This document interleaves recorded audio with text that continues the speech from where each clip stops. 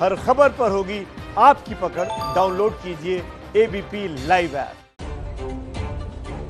देश के नाम सर्वोच्च बलिदान करने वाले इन जवानों को एबीपी न्यूज का भी सलाम। बढ़ते हैं अगली खबर की तरफ। देश में एक तरफ लद्दाख में शहीद हुए जवानों का अंतिम संस्कार हो रहा है, तो दूसरी तरफ उनकी शहादत पर हो रही है जबरदस्त राजनीति। राहुल गांधी ने जब सरकार से पूछा कि शहीदों को किसके कहने पर निहत्थे भेजा गया, तो सुनिए बीजेपी और सरकार ने इसके जवाब में क्या कहा।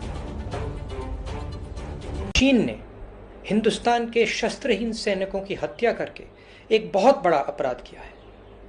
मैं पूछना चाहता हूं, इन वीरों को बिना हथियार खतरे की ओर किसने भेजा और क्यों भेजा? राहुल गांधी जी, आप अगर पढ़े लिखे नहीं हैं, आपके पास जानकारी नहीं है, घर में बैठ के लॉकडाउन का इस्तेमाल करते हुए कुछ किताबें पढ़नी चाहिए थी।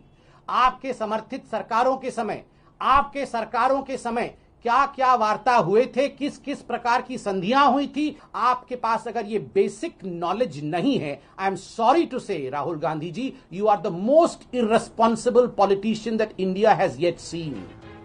राहुल गांधी ने लद्दाख की गलवान घाटी में 20 सैनिकों की शहादत पर सवाल उठाए, तो जवाब सिर्फ बीजेपी नहीं सरकार ने भी दिया। विदेश मंत्री एस जयशंकर ने ट्विटर पर लिखा, तथ्यों को सीधा रखते हैं, सीमा पर सभी सैनिक हमेशा हथियारबंद होते हैं। खासतौर पर पोस्ट छोड़ते वक्त गलवान घाटी में 15 जून को भी जवान हथियारों के साथ ही गए थे। 1996 और 2005 के समझौते के अनुसार ये प्रथा चली आ रही है कि फेस ऑफ के दौरान फायरिंग नहीं की जाती। विदेश मंत्री एस जयशंकर जिस संधि का जिक्र कर रहे हैं, वो एलएसी पर आमने सामने की स्थिति में दोनों देशों के व्यवहार की नियमावली यानी रूल्स ऑफ एंगेजमेंट है। ये समझौता 29 नवंबर 1996 को चीन के राष्ट्रपति जियांग जेमिन्स के नई दिल्ली दौरे के वक्त हुआ था और उस वक्त एचडी देवगौड़ा भारत के प्रधानमंत्री थे। रूल्स ऑफ एंगेजमेंट के 7 अध्याय हैं, जिसके मुताबिक एलएसी के 2 किलोमीटर के दायरे में गोली नहीं चला सकते, सैन्य तनातनी के बीच बम धमाके भी नहीं कर सकते। एलएसी पर रासायनिक हथियारों के इस्तेमाल की पाबंदी है। एलएसी पर तोप, टैंक, मोर्टार और मिसाइल नहीं ले जा सकते।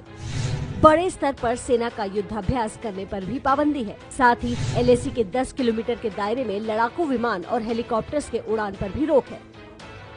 जो पीएलए है वो प्रोफेशनल आर्मी नहीं है, वो उन्होंने ये धोखा दिया है, उन्होंने ये स्टेटस को बदलने की कोशिश की है। चीन जानता था कि एक बार संधि टूटी तो भारतीय सैनिक भी उसी अंदाज में जवाब देंगे, इसलिए चीन के सैनिकों ने हाथ से बनाए हुए ऐसे हथियारों से हमला किया। लकड़ी के बल्ले में कटीली तार बंधी हुई मिली, लकड़ी में ही कीलें लगी हुई थी। गलवान घाटी में इन्हीं हथियारों से भारतीय सैनिकों पर हमले किए गए।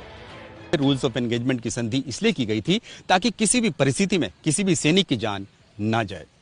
लेकिन गलवान घाटी में जिस तरह से चीन ने धोखा दिया और हिंसक संघर्ष हुआ, उसके बाद से इस एग्रीमेंट के कोई मायने नहीं रह जाते हैं। लेकिन गलवान घाटी में चीन की दगाबाजी के बाद अब खबर है कि बहुत ही जल्द चीन से रूल्स ऑफ एंगेजमेंट संधि को खत्म किया जा सकता है। राहुल जी, आप में इतनी भी पेशेंस नहीं है, आप में इतना भी संयम नहीं है। ऑल पार्टी मीटिंग प्रधानमंत्री ने बुलाया है ना, इतना भी संयम, तृण मात्र का भी आप में संयम नहीं है। आप इस प्रकार के भद्दे सवाल एक ओपन प्लेटफॉर्म पे पूछ रहे हैं। आप ये दिखाना चाहते हैं कि भारतवर्ष ने अपने सैनिकों को बिना किसी हथियार के मरने के लिए छोड़ दिया। ये किस प्रकार का बयान है राहुल गांधी जी?